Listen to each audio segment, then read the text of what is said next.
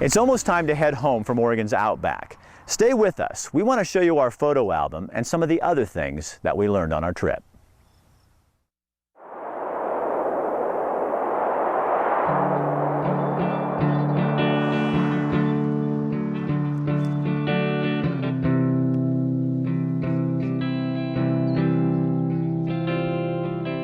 Oregon's Outback. It's harsh, dry, and empty. I was expecting it to be remote, but not that remote. But rather than drive by a road stop, you pull in, you ask a few questions, you find another world. When you got all those people together, you realize that there really are these little communities. You don't have to have a neighborhood like we have in the West to have a community. I like the people here. The people are the greatest in the world. If I want something, all I got to do is go ask somebody for it. I've got it. Their housing developments are thousands of acres, whereas ours are right next door to each other. And yet, to me, they seemed much closer to their neighbors and connected to their land and to the people and what they're doing there more together than we do in the West. If you lived in Portland and your pickup broke down, you went across the street and took your neighbors out there, you'd probably go to jail. But it's not that way here. They'll know each other and they trust each other. I never knew they were there. I thought it was all desert land filled with tumbleweed and antelope. And all of a sudden you go there and you find out that there are human beings, families, lives that have been there for 150 years, and they are very opinionated and they feel very distrustful of us in the West, and they feel very much like we don't pay attention to them and we're just there to come in and tell them what they're doing wrong as if we know what they're doing wrong. Everybody is yet the same.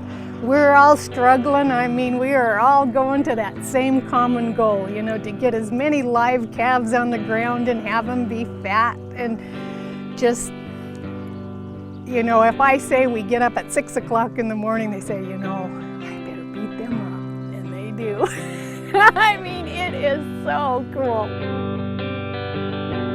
The other thing I think that got me a lot was the simplicity.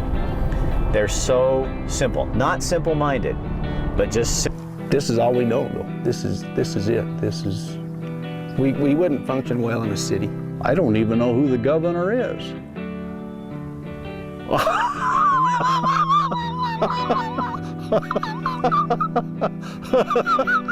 I do not know who the governor is. they don't have time to care about all the politics of the world and all the goings-on and who's saying what and what the governor's deciding or what legislators are doing, although they have to pay attention to that more. They're too busy. You know what helped us more than anything? Hurricane Katrina. People donated their money to Hurricane Katrina, and they didn't donate them to local environmental groups where they could sue the socks off of us. The supplies, and kind of don't have a problem with the isolation. But when we need something, we have to go so far to get it. Every place we go is a long ways. And there's something about simplicity in life, to me, that is like a magnet. It's so attractive to me because our lives are so complex in the valley and in our business, and we're so worried about, you know, making this work and make that work. You walk away from there after 6 days and you think, I really think they understand life better than I do, because they know what really is important, and that's hard work, that's taking care of your land, it's taking care of your neighbors, and living life. And I think sometimes I get so wrapped up in my concerns about little details in my life that really don't matter the day after tomorrow, and they don't have time to do that. I'm the only post office in the world that sells beer and pop, so beautiful here. We love it. Desert. We've all grown up like this, pretty much everyone here. Do you feel like you're the forgotten part of Oregon sometimes? Well, we hope we are.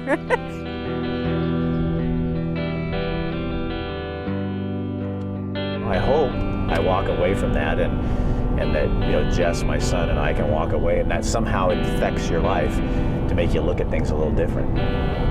I hope.